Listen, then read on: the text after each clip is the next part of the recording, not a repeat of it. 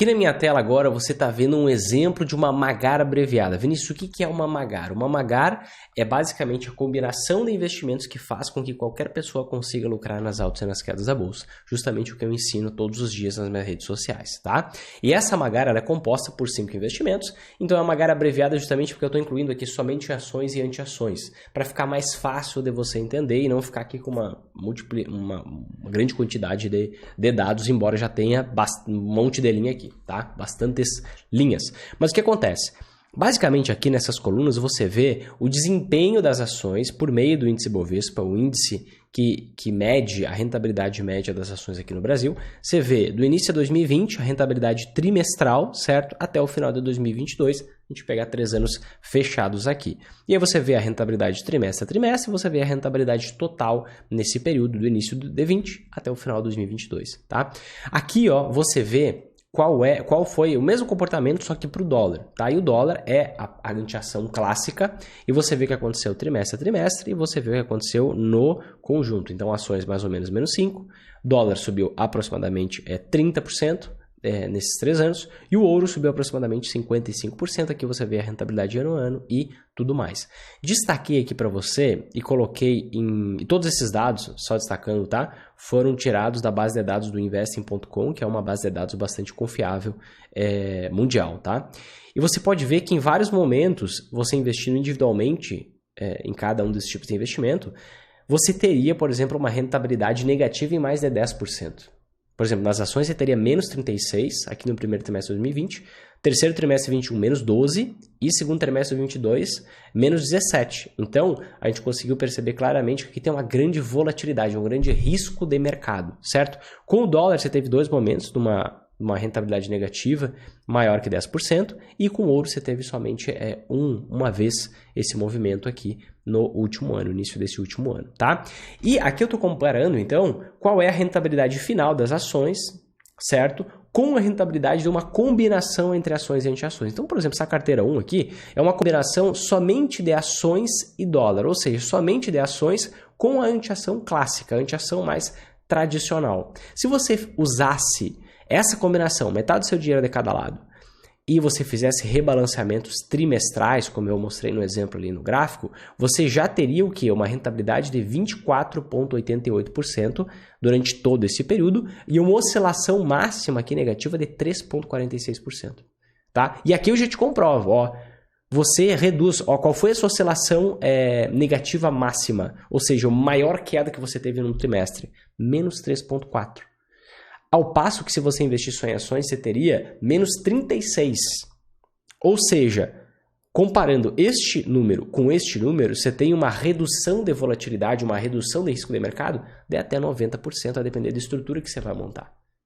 Então, você percebe que, poxa, investindo somente em ações de dólar e fazendo rebalanceamentos trimestrais, você já teria um retorno 30% acima da bolsa, acima das ações, pela média da bolsa. Agora, e se você juntasse ações e anti-ações? Dividindo aqui, por exemplo, é apenas um exemplo, não uma recomendação. Inclusive, eu não considero excepcionais esses percentuais de 33% em cada tipo de investimento.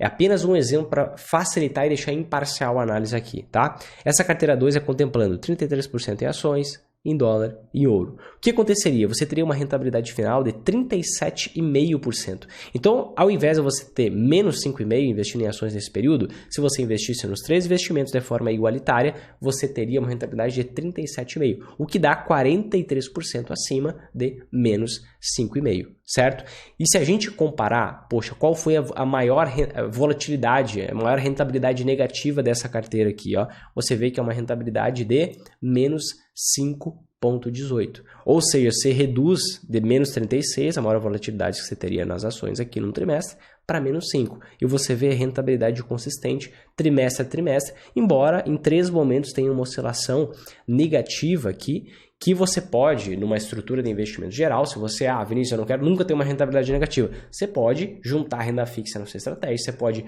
juntar fundos imobiliários na sua estratégia, para que você, inclusive tem modelo de MAGAR que nunca na história, em nenhum ano da história, rendeu negativo. Você pode usar a estrutura, mas você pode ter uma volatilidadezinha de curto prazo que não vai atrapalhar o resultado, certo? De longo prazo, que vai ser muito superior à das ações. Então, Então aqui ó, você vê claramente duas estruturas, uma super simples e uma um pouco menos simples, só por tratar de um investimento a mais, que já teria daria para você um retorno 43% acima das ações e uma redução de volatilidade que chegaria até 90% se você pegasse, por exemplo, essa carteira. E aí você pode comparar, poxa, eu fiz 37% durante esse intervalo de tempo, será que não seria melhor ter ficado na renda fixa? E a grande verdade é que não, e eu vou comprovar para você nesse período aqui, tá? Olha só, peguei aqui a calculadora do cidadão do Banco Central do Brasil, certo? E vamos corrigir aqui um valor pela taxa Selic. Então, eu vou pegar desde janeiro de 2020, certo? Janeiro de 2020 até 31/12 de 2022. Vamos corrigir o valor 100, que a gente vai conseguir perceber qual que foi a taxa Selic durante todo esse período. Ó, valor percentual correspondente durante os 3 anos foi 20,59%. Então, se você tivesse investido em renda fixa, você levaria uma rentabilidade de 20,6% aproximadamente, se você tivesse montado a sua Magar, pegando uma rentabilidade média da bolsa, que é uma rentabilidade horrível. Vários investidores sempre em alta nos mostram que tem rentabilidades muito superiores ao índice Bovespa.